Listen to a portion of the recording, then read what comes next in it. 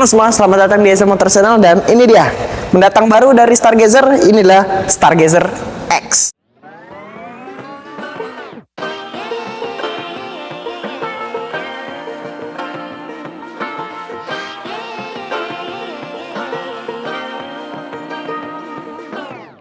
I like to be educated, but I'm so frustrated. Hello to my loneliness. I guess that ignorance is bliss. Take me back to before the new.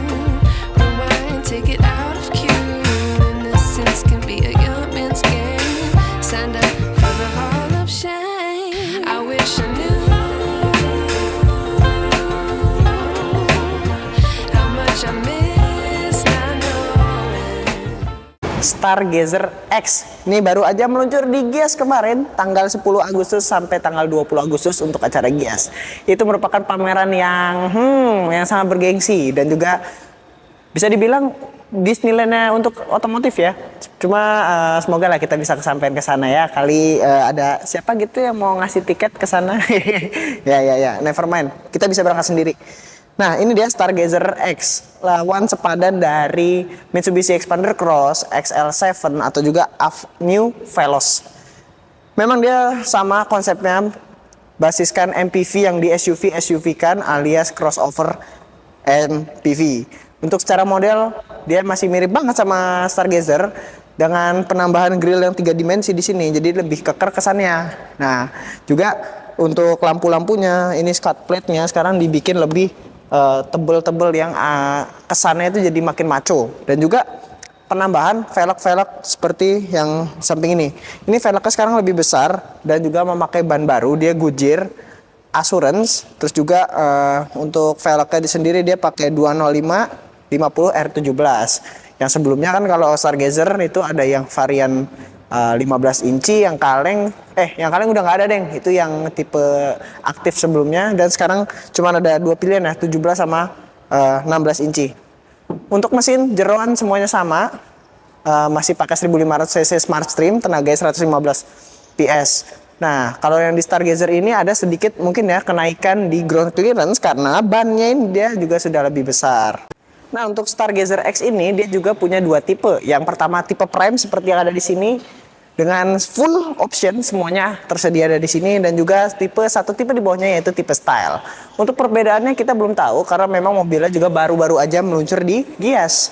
Kelihatan kalau misalnya Stargazer X ini lebih tinggi untuk ground clearance-nya ketimbang Stargazer biasa. Ya, bisa dilihat ya profil ininya nih jadi jauh-jauh lebih besar, dan juga untuk gap ban kepada velgnya memang juga sedikit lebih besar. Cuma memang suatu kendala yang biasanya muncul di MPV yang di SUV kan itu adalah fitmentnya jelek. Seperti Xpander Cross yang waktu itu keluar, jadi ban sama fendernya itu seperti mendelep ke bagian dalam. Cuma untuk Stargazer ini memang masih terjadi, cuma memang nggak separah itu. Nah, untuk dari samping sendiri memang cuman ketambahan ini aksen hitam, velg baru, dan semenjak improvement kemarin dia juga udah ketambahan rem cakram di bagian belakang dan ada elektronik park brake-nya. Cuma yang jadi catatan di sini, ini kan SUV ya temanya, memang lebih gagah. Harusnya dia ini ditambahin roof rail beneran, ini cuman roof rail bohongan. Jadi di sini ada tulisannya do not allowed. Jadi buat apa? Mendingan harusnya ditambahin yang beneran. Kenapa dikasih cuma aksesoris gitu loh? Untuk sampingnya memang nggak begitu banyak berubah kecuali tongkrongannya aja. Oke, beginilah dalamnya untuk si Stargazer X, teman-teman. Stargazer emang dalamnya saya bilang oke sih, dia banyak tempat penyimpanan terbuka, terus juga tempat-tempat penyimpanan kayak gini nih yang ya bisa dibilang praktis lah, dia buat nyimpan handphone, terus juga untuk kayak gini-gini kebuka yang banyak, jadi kesana tuh kabinnya lega. Ya, tapi yang di Stargazer X ini ada beberapa perubahan yang menurut saya jauh-jauh lebih berguna daripada sebelumnya. Ya, yang dimulai dari sebelumnya Stargazer Essential dia sudah pakai ini cover buat speedometer yang lebih rendah. Ini saya lebih suka karena kalau yang agak tinggi dia selain menimbulkan kesan kayak jadul dan juga dia agak ngalangin ke depan. Cuma kalau untuk segini nih udah lebih pas gitu loh. Jadi setirnya ini dia nggak kealangan sama panel buat head unit sama speedometernya. Nah begitu harusnya dari dulu itu. Nah ini dia juga sudah diganti dengan panel piano black. Terus juga ini di AC-nya juga sudah berubah dengan piano black. Tapi memang AC-nya dia nggak ada untuk arah defogger. Why? 336 juta nggak dapat defogger. Ya harusnya bisa lah ditambahin. Jadi mungkin Hyundai malah menambahkan ini electronic park brake dan auto hold. Jadi untuk rem tangannya dia nggak perlu otot-otot lagi, dia tinggal ditarik. Dan juga kalau untuk macet-macetan dia tinggal pencet auto hold. Oke, bagus banget. Jadi terkesannya lebih modern. Selain itu dia juga ada pertambahan tombol untuk sensor parkir di kiri. Dan juga audionya baru teman-teman. Audionya dia pakai Bose audio. Jadi dia ketambahan mid-range. Terus juga semua audio yang di dalam mobil ini menggunakan Bose. Jadi ya mungkin rasa audionya mungkin lebih dalam, lebih mewah dan juga lebih enak. Serta untuk kursinya sendiri dia sudah mendapatkan kulit. Tapi karena ini varian Stargazer X, jadi dia mendapatkan aksen-aksen merah seperti yang ada di dalam sini. Jadi stitchingnya merah, terus juga ini ada aksennya merah, terus di door trim soft touchnya semuanya bahannya merah. Ya seperti layaknya mobil-mobil yang agak SUV-nya gitu ya. Jadi lebih mendapatkan kesan sporty dan juga tangguh. Nah di dalam sendiri memang fiturnya kurang lebih itu yang bertambah. Selainnya sama kayak head unit 8 inch yang bisa Apple CarPlay, Android Auto. Ini saya suka head unitnya karena bisa wireless untuk Apple CarPlay atau Android Autonya. Dan juga buttonnya ini masih enak dipencet ya. Jadi nggak kayak yang hilang semua buttonnya. Terus juga AC-nya dia juga sudah digital dan auto, kecuali ya paling itu si defogger belakang. Dan juga transmisi dia masih pakai yang CVT 8 speed, bisa Triptronic di sini. Untuk ADAS semuanya dia ada di sini, Hyundai Smart Sense, kecuali dia memang sudah dapat cruise control, tapi dia belum bisa yang adaptif. Yang adaptif baru yang lane keeping assist-nya. Jadi dia setirnya bisa belok mengikuti derajat kemiringan dari jalan tersebut, teman-teman. Sekarang kita coba duduk belakangnya yuk. Aduh. Ya selayaknya mobil keluarga.